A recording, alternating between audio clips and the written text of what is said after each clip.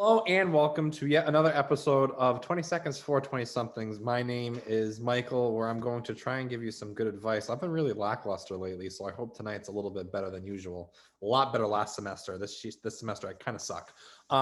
Nate has the first question. Let's hear what we got. Hello, Michael. Hi, Nate.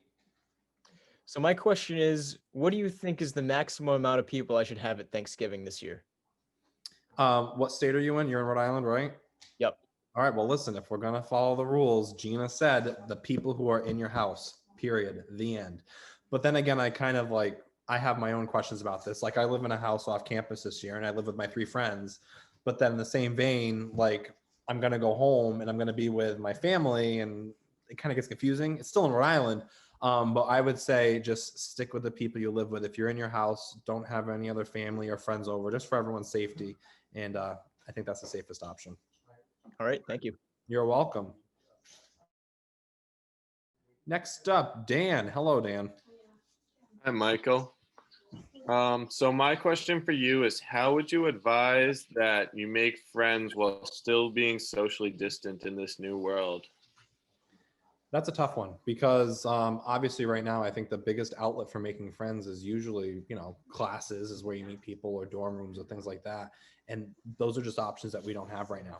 So what I've done, which I've found is kind of weird, but it works, friends through friends. If your friends have mutual friends and you think you're going to hit it off, I know that you can have a full-blown friendship through Snapchat before you even meet someone. It's kind of weird at first, but then hopefully when the world gets back to normal and things are somewhat more safe, maybe meet them in person. I don't know. That's my advice. Snap friendships are better than no friendships. Thank you. Exactly. The Peanut Gallery is like chiming in over here saying, of course you have friends that you've never met. Thanks, Peanut Gallery. Next up, Tyler, how are you? Good. So a monolith, like a giant metal monolith, was just found in Utah and no one knows where it came from. Is this aliens coming to save us, or is 2020 going to end with the world ending? Well, I think that's one that I'm really torn about this. 2020 has really screwed us over in a lot of ways. It's gotten to the point where every time something goes wrong, I'm like, oh, it's 2020, of course. Like, of course it's going to happen. I think it's how you want to, interpret it yourself. If you want the world to end, then look at this as an awful thing. But if you want to look at it as a sign of hope, put an optimistic spin on it, glass half full, then I think you should do that. But me personally, it sounds pretty scary, and I think the world's going to end. All right. Thank you.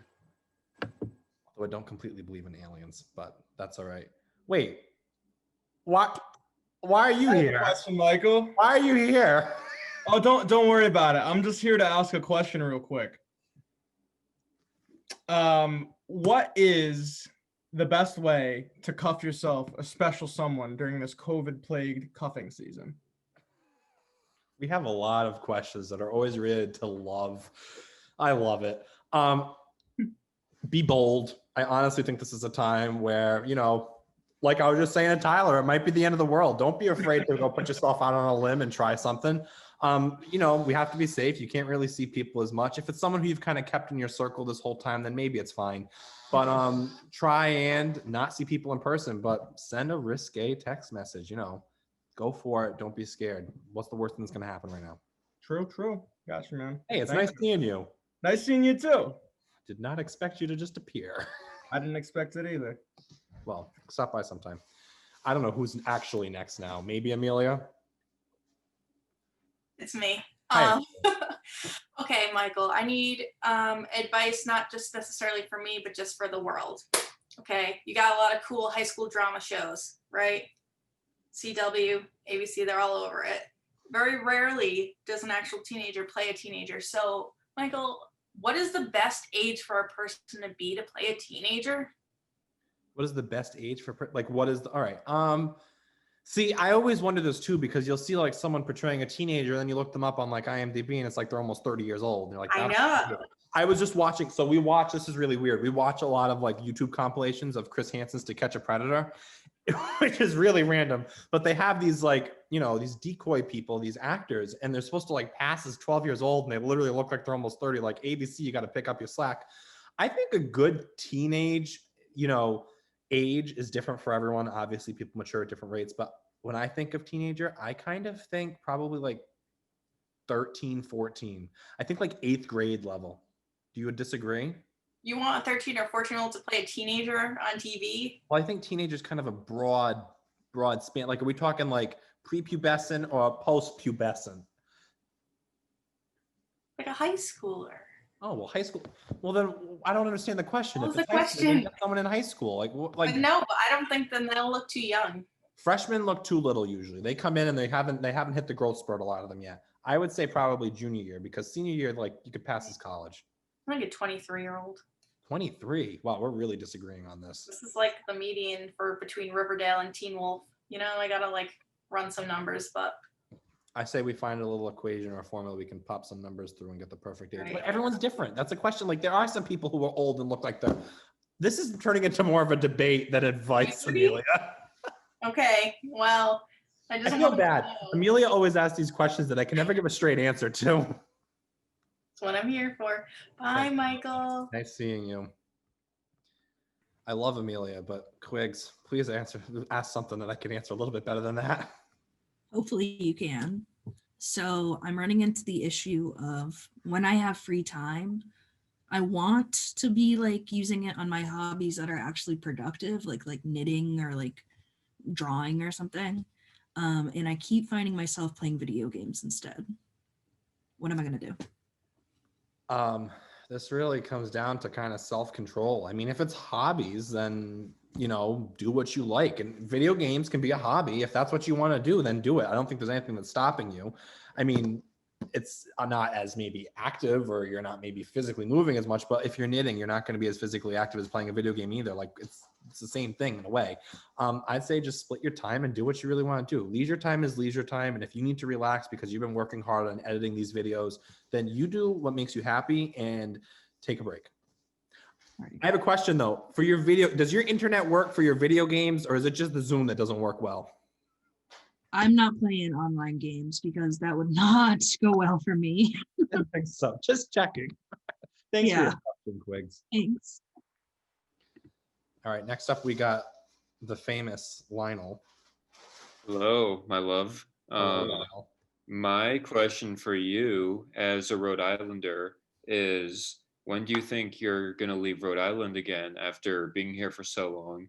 And do you even want to leave Rhode Island at all, given the chance? I just talked about this with someone personally. In my opinion, I'm going to be here forever.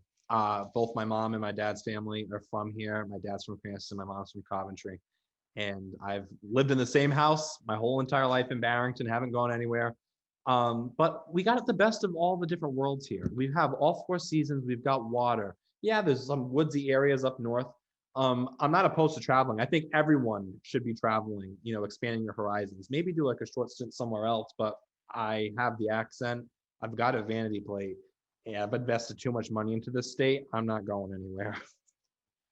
Very Rhode Island of you. I love it. Thank you, I just Michael. renewed my registration. It was like $230 something because I got a vanity plate because I'm an idiot. Just wanted to share. I know somebody else who has vanity plates that start with KB, but I don't know who that could possibly be. Definitely not Keith Brown. That's all I'm going to say. All right. Thanks, Lionel.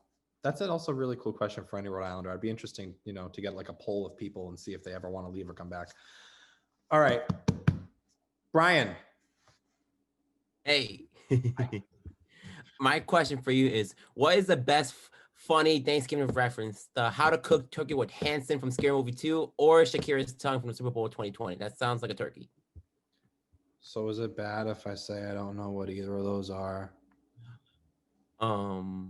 I mean, I have one reference I could share if I could share my screen. Oh, no, I can't share. Listen, so what is it? Give me like a brief, just help me understand. What is it? So Scary Movie 2 did a Thanksgiving reference with this guy named Hanson, but like his hand's very funny, and like he uses it to carve the turkey, and it's like, oh, like everyone gets grossed out on how he carves it with the hand. And then this year, the meme of this year was Shakira's tongue, which is like the Yeah. Okay. Ever since she did that, it went viral. It went viral, her tongue. That got me dying. I know what you mean. Yep. So I recognize the Shakira that I recognize. So I'm gonna go with that one, to be completely honest with you. But honestly, also think we could kind of make our own. My dad's friend tried frying a turkey the other day, and it looked more like fireworks in his backyard. So that was pretty hysterical. Yeah, but I vote Shakira, Brian. I do. Yes. All right. Thanks for your question. And on that note, I'm never going to do that thing with my tongue again. That was kind of disgusting. Brian did a lot better though. Thank you so much for all your questions. Have a happy Thanksgiving, and see you back here next week.